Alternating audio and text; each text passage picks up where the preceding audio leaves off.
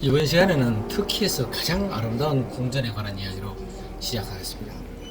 돌마 바흐체 궁전인데요. 이 궁전은 신도 심지 베식타스 지구에 있고요.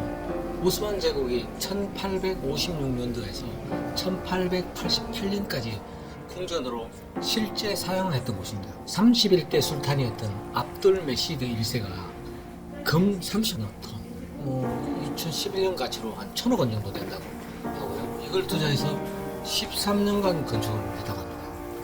이때 사용한 건축비가 오스만 제국 1년 예산의 4분의 1이었다고 하니까 어떻게 보면 미친 짓이죠.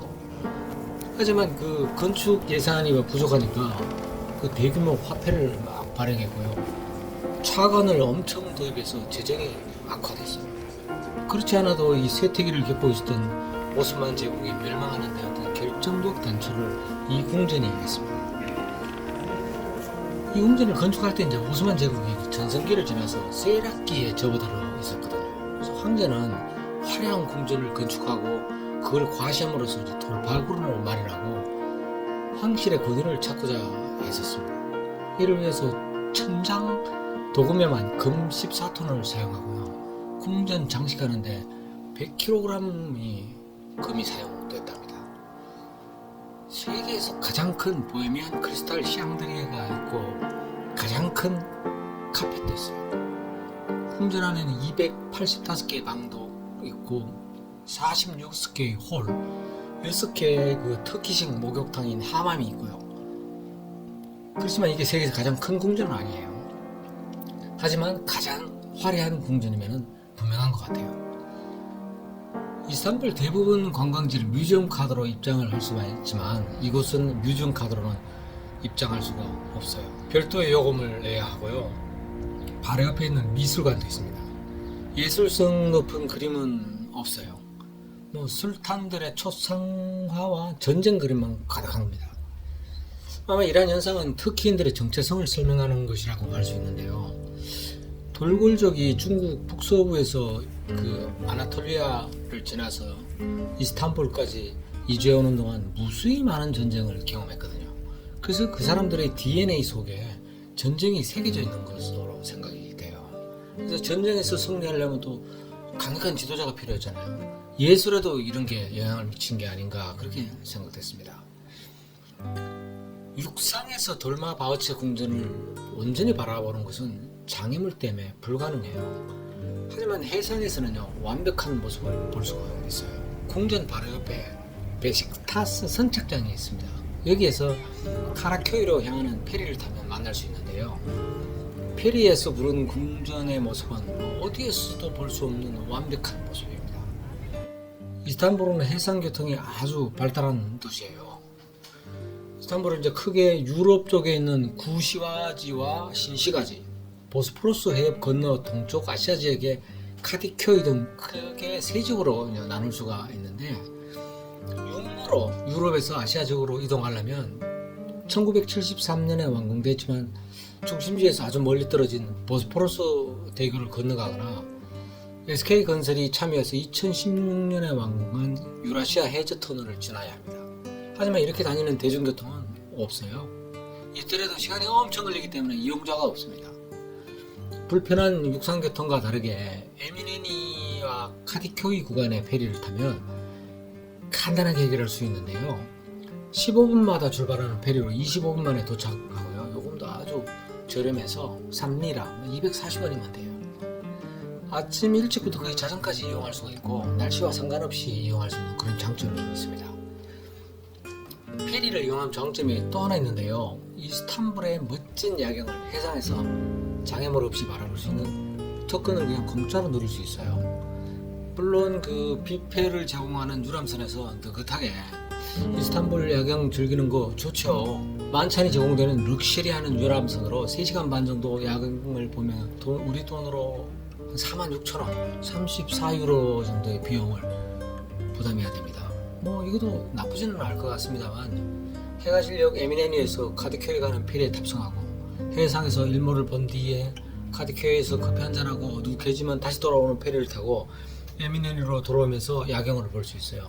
이스탄불 야경이 아주 멋지거든요. 야경이 멋진 장소가 이루어졌겠으나 그 바다에서 바라보는 아야소피아와 술레마니 모스크의 야경이 그중에 아마 최고가 아닌가 그렇게 생각이 됩니다. 그런 관점에서 보면 페리의 가성비가 정말로 짱입니다. 그 차에 45,000원으로 뭐 근사한 저녁 식사 2끼를 삼고도 돈이 남아요. 페리 구간과 운항 시간표는 이스탄불 도시 페리 라인 홈페이지에서 확인할 수 있습니다. 이스탄불 시내 구간만 페리가 운항한 게 아니고요. 이스탄불에서 아테네, 제노바 등으로 향하는 국제선도 있고요. 특히 크루즈가 정기적으로 운항합니다. 크루즈는 21년 8월에 완공된 카라큐이에 있는 갈라타 포트에서 출발하는데요. 로마, 바르셀로나, 아테네 구간을 운항하는데 대표적으로 이스탄불, 로마의 경우에 12일간 일정으로 가장 저렴한 게 3,400불, 가장 비싼 거는 15,000불까지 다양하더라고요. 코로나 이전에는 매일 이제 크루즈가 정박했지만 지금은 이제 간간히 정박하고 제가 가 있는 동안에도 간간히 한 대씩 정박해 있는 것 같았어요. 크루즈와 연결되는 지역이 카라큐이라는 지역인데요. 여기가 요즘 특히 젊은들이 모이는 아주 핫한 곳으로 석양이 아주 멋집니다. 약간 우범지대스러운 느낌이 들지만 힙한 느낌이 있는 카페와 펍이 아주 많습니다. 여기서 가장 멋진 구간은 우산을 뒤집어서 이제 장식한 골목인데요. 정말 예쁩니다. 며칠간 제가 바쁘게 돌아다녔더니 이제 이스탄불 시내 여행지를 거의 돌아가 본 것 같아요. 특히 자유여행자는 보통 이스탄불에서 여행을 시작을 하고 끝을 냅니다. 저는 이제 이스탄불에서 시작해서 시계 반대 방향으로 부르사, 셀축, 파무칼레, 안탈리아, 카파도키아, 그리고 이제 이스탄불로 돌아와서 그리스로 넘어가는 경로로 여행을 설계를 했습니다. 제가 터키에서 두 번째 방문하는 도시는 이제 부르사인데요. 이스탄불에서 남쪽으로 150km 정도 거리에 있고 육로로 이동하면 한 3시간 30분, 버스비가 한 200리라 16,000원 정도 나옵니다. 버스는 제가 이제 묵었던 숙소 카라큐이에서 이스탄불 버스 정류장까지 대중교통으로 한 40분 이상 걸려요. 그래서 이걸 타고 가면 제가 부르사까지 가는데 4시간 이상 꽉 소모돼야 돼요. 하지만 그 이스탄불과 부르사를 해상으로 이동하면 시간도 절약되고요. 비용마저 아주 쌉니다. 출발 장소는 예니카피 페리터미널하고 에미네이니 두 곳에 있어요. 물론 이제 둘 다 그 페리 운영회사는 달라요. 문제는 이게 예약하기 쉽지 않다는 점이에요. 터키에서 사용할 수 있는 그 예약 앱 오빌렛.com이 있어요. 이걸 사용하면 검색은 가능하고 자리 선택도 가능한데 나중에 결제가 안 됩니다. 확인해 본 결과 터키 경제가 좋지 않아서 국내 카드사에서 결제를 허용하지 않기 때문이라고 합니다. 좋은 방법은 현지인에서 부탁해서 표를 구입하고 비용을 지불하는 방법도 있고요. 페리 터미널을 방문해서 구입하는 방법이 있는데 이게 더 좋을 것 같아요. 무엇보다 중요한 점은요, 아주 인기 있는 경로라서 빨리 예매하지 않으면 빈자리가 없다는 겁니다. 그래서 혹시 부르사로 이동할 사람이면 한 하루 내지 이틀 전에 반드시 표를 예매하기 바랍니다. 부르사가 하는 페리는요, 터키 국경 안에 있는 내해, 바다죠. 내해로 유럽과 아시아를 분리하고 지중해와 흑해를 연결하는 마르마라 해를 지나갑니다. 지평선이 보이는 그 찌푸른 바다를 1시간 정도 운항하면요, 마르마라 해변 언덕에 그 아름다운 풍경이 보이기 시작합니다. 도착할 시간이 다가오고 있다는 그런 얘기예요. 아름다운 경치 보다 보면 시간이 언제 가는지는 몰라요. 하지만 페리에서 내리자마자 교과서에서 나오지 않는 그 문제를, 아주 어려운 문제를 풀어야 돼요. 부르사 항구는요, 부르사로부터 20km 서쪽에 있는 무단야라는 곳입니다. 이곳에서부터 부르사 시내까지는요, 대중교통으로 이동해야 되거든요.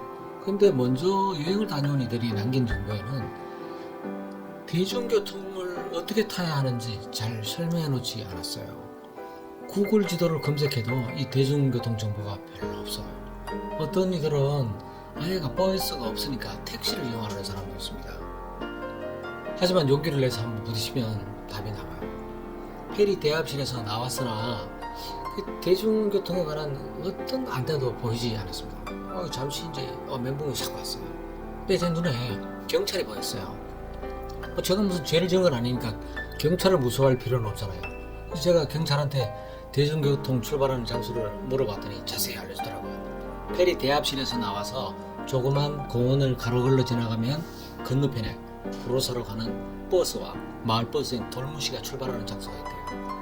근데 그곳에서 한참 기다려도 버스는 안 오는 겁니다. 마을버스인 돌무시가 간간히 오기는 했는데 이미 빈자리가 없어서 지나가기를 반복했고요. 조바심이 마구마구 끌어올 때좀 이제 버스가 한 대 왔습니다. 저는 이제 부르사 카드를 막 도착했으니까 살 수가 없었죠. 그래서 제가 버스에 무작정 오르면서 현금 20리라를 줬더만 버스 운전수는 저를 가만히 쳐다보더만 고개를 흔들면서 현금을 받지 않았어요. 그리고 그냥 타라고 하더라고요. 무임승차를 허용해 준 거죠. 제가 그 덕에 버스 종점인 에크맥역까지 잘 갈 수가 있었습니다. 그리고 그 버스 운전수가 불러준 택시를 타고 숙소에서 짐을 풀었고요. 부근에 있는 미그로스 슈퍼에서 식자재 구입해서 저녁 먹는 곳으로 하루를 마무리했습니다. 다음 편에는 부르사 투어 내용을 제가 한번 얘기해 보겠습니다. 구독과 좋아요, 알림을 눌러주세요.